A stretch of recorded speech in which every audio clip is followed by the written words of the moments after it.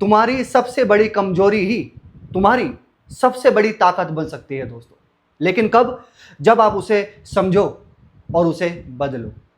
सबसे बड़ी ताकत बन सकती है आपकी सबसे बड़ी कमजोरी। नमस्कार दोस्तों, मैं ज्योतिष आचार्य सचिन कुकरेती आपका अपने चैनल नीलकंठ ज्योतिष में हार्दिक अभिनंदन करता हूं।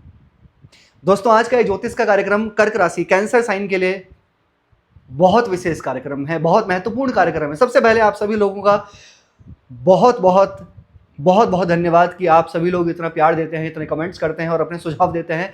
सभी लोगों को कमेंट्स पे रिप्लाई करना पॉसिबल नहीं हो पाता टाइम की वजह से, क्योंकि बहुत सारे कमेंट्स आते हैं।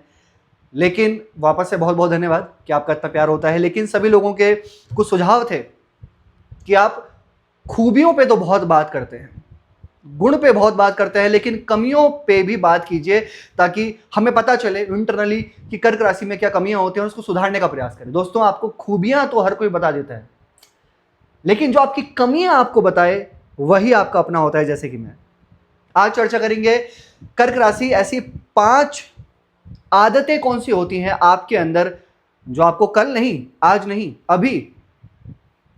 अभी ये वीडियो देखते देखते काफी हद तक कंट्रोल कर लेनी चाहिए। और अगर ये आदतें आपने कंट्रोल नहीं करी तो लिख लीजिएगा कि कहीं ना कहीं आपके या तो पर्सनल लाइफ में, या फिर आपके हेल्थ में, या फिर आपके करियर में, या फिर आपके किसी भी रिलेशंस में बहुत बड़ी प्रॉब्लम्स आपको आएंगी ही आएंगी, चाहे आप कितने भी एज के हो और किसी भी फैक्टर्स में। तो ये कर्क राशि को आदतें छोड़नी होंगी जो कर्क राशि के अंदर होती हैं। क्यों होती हैं ये भी समझाऊंगा। क्यों? क्योंकि आपकी राशि के स्वामी कौन है? चंद्रमा। चंद्रमा इज अ वाटर प्लैनेट और कर्क राशि भी एक जल तत्व की राशि है और चंद्रमा भी एक वाटर प्लैनेट है। चंद्रमा हर 2.25 दिन में राशि बदलते हैं, वेरी फास्ट मूविंग प्लैनेट और कर्क राशि। चलिए अब जानते हैं कि कौन सी कमियां हैं आपके अंदर।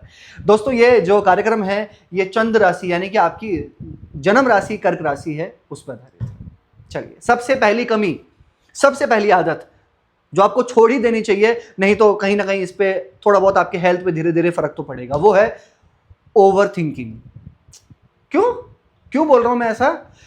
क्योंकि कर्क राशि चंद्रमा की है। चंद्रमा किसके प्रतिनिधित्व हैं? चंद्रमा किसको रिप्रेजेंट करते हैं? मन को। मन के कारक है चंद्रमा।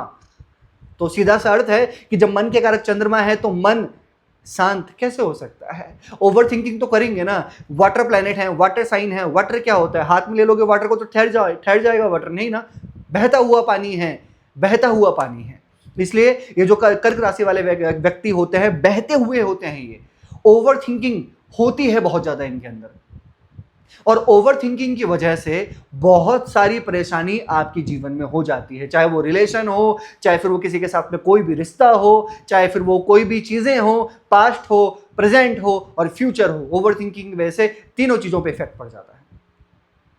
कंट्रोल तो करना पड़ेगा आपको, ठीक है? काफी हद तक इसको कंट्रोल करें। दूसरी आदत मैं कहूंगा, लिख लो, कमेंट करना, यह आपका काम है।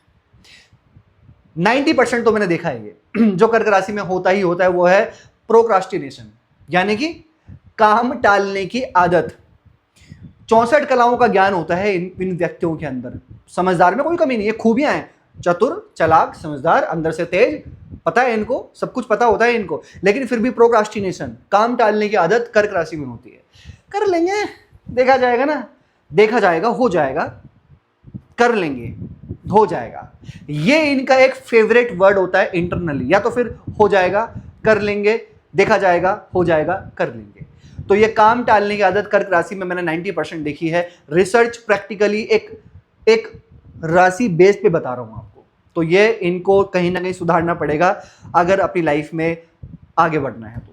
तीसरा जो आदतें और जो कमी होती है कर्क राशि के अंदर, और मैं डेफिनेटली कह सकता हूं कि ये तो 100% होती है, लैक ऑफ इमोशनल कंट्रोल, यानी कि अपने इमोशनल पे कंट्रोल ना होना।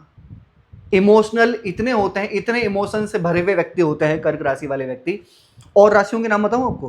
कर्क राशि, वृश्चिक राशि, सिंह राशि होती है इमोशन से भरी हुई, लेकिन वो शो नहीं करते, पता नहीं चलता किसी को, क्योंकि वो राजा की राशि है। लेकिन कर्क राशि वाले व्यक्ति, वृश्चिक राशि वाले व्यक्ति, कुंभ राशि वाले, मीन राशि वाले, लेकिन ज्यादा जो होते हैं वो 2 राशि वाले, कर्क और वृश्चिक। इमोशनल कंट्रोल नहीं है इनके ऊपर, और इस इमोशनल कंट्रोल ना हो जाने की वजह से एक्स्ट्रा पॉजिटिव हो जाना रिलेशन के चक्कर में, या कोई रिलेशन पहले था, पास्ट में था, या कोई चीज़ें पास्ट में चल रही थी, चाहे वो फैमिली से रिलेटेड हो, मतलब उसमें इतने इमोशनल हो जाते हैं कि कहीं ना कहीं अपने प्रेजेंट को एंजॉय नहीं कर पाते। दोस्तों, आपके लिए सबसे ज़्यादा इंपॉर्टेंट है आपका प्रेजेंट, आपका वर्तमान। आप अपने पास्ट में घुसकर, अपने अतीत में घुसकर उसको वापस नहीं ला सकते, और आप अपने फ्यूचर के बारे में बहुत ज़्यादा सोचकर फ्यूचर में जाकर उसको बदल नहीं सकते।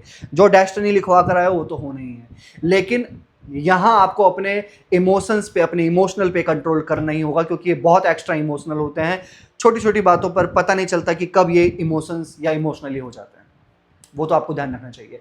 और चौथी आदतें जो कर्क राशि में होती है वो होती है अवॉइडिंग रिस्पॉन्सिबिलिटीज, यानी कि जिम्मेदारियों को ये अवॉइड करते हैं। कर्क राशि है, कर्क राशि किसकी होती है? जैसे कि राजा की राशि होती है सिंह राशि, तो कर्क राशि होती है रानी की, क्वीन की राशि है ये कर्क राशि। तो आपको लगता है कि रानी रिस्पॉन्सिबिलिटी बहुत ज्यादा लेंगी? नहीं, अवॉइडिंग रिस्पॉन्सिबिलिटी यानी कि जिम्मेदारियों को त्यागना, जल्दी से लेते नहीं है। हाँ, लेकिन एक चीज देखिए मैंने, जब लेते हैं तो फिर इतना लेते हैं कि फिर करके छोड़ते हैं, लेकिन वो फिर बहुत बहुत लंबे टाइम के बाद छोटी छोटी चीजों में तो ये अवॉइड करते हैं चीजों को। तो डेफिनेटली इन चीजों को सुधारना चाहिए। जब तक आप रिस्पॉन्सिबिलिटी को एक्सेप्ट नहीं करोगे, जिम्मेदारियों को एक्सेप्ट नहीं करोगे, तब तक आप सीखोगे नहीं, आप एक्सप्लोर नहीं करोगे, आप आगे नहीं बढ़ पाओगे चीजों को लेके।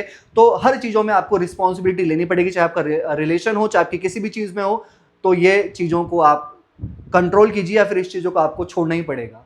और पांचवा, जो कर्क राशि की बड़ी फेवरेट है, और ये तो कर्क राशि में मैं कहूंगा कि 101% होता है, आपको आप खुद कमेंट कर लेंगे, और वो है कर्क राशि के अंदर लेजीनेस।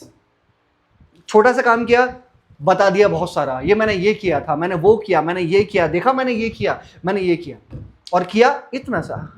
कर्क राशि वेरी स्मार्ट, किया इतना सा लेकिन बता देंगे इतना, बहुत ज्यादा बहुत ज्यादा बहुत ज्यादा बता देना। तो ये कर्क राशि के अंदर होता है, लेजीनेस होता है, आलस्य है। छोटा सा करेंगे, बता देंगे बहुत ज्यादा। तो आलस्य को त्यागना पड़ेगा। अगर आपको कुछ करना है, बहुत बड़ा बनना है, सक्सेस करना है, ऊंचाई पर पहुंचना है, तो लेजीनेस को त्यागना पड़ेगा। क्योंकि इनके अंदर क्या होता है ना, किसी भी काम को करने की सोचते हैं, इनके डिजायर्स बड़े होते हैं, इनके ड्रीम्स बहुत बड़े होते हैं, ये बहुत ऊंचा सोचते हैं, छोटा मोटा तो ध्यान ही नहीं देते, नहीं देखते, बहुत बड़ा सोचते हैं। उसको एक्शन में लेकर कैसे आना है, किस तरीके से आना है, कैसा उसको एक्शन करना है, नहीं, एक्शन लेने में कमी। सोचते तो बहुत है, इनकी इच्छा शक्ति, इनकी कल्पना, भावना, सोच शक्ति, मन कंट्रोल नहीं है, बहुत ज्यादा सोचते हैं। ये इमोशंस पे कंट्रोल नहीं है, मैंने पहले भी बोला था, बहुत ऊपर तक जा सकते हैं, लेकिन वही लेजीनेस है। उसको कैसे करना है, कंसिस्टेंटली कैसे फॉलो करना है, किस तरीके से करना है, उस पर ध्यान नहीं देते। उस चीज को सुधारना होगा। ये बताया दोस्तों, कर्क राशि के अंदर 5 आदतें जो आपको अभी छोड़नी होंगी, डेफिनेटली छोड़नी होंगी। कैसे लगी आपको वीडियो? लाइक कीजिएगा, शेयर कीजिएगा, बने रहिएगा दोस्तों हमारे साथ में। धन्यवाद।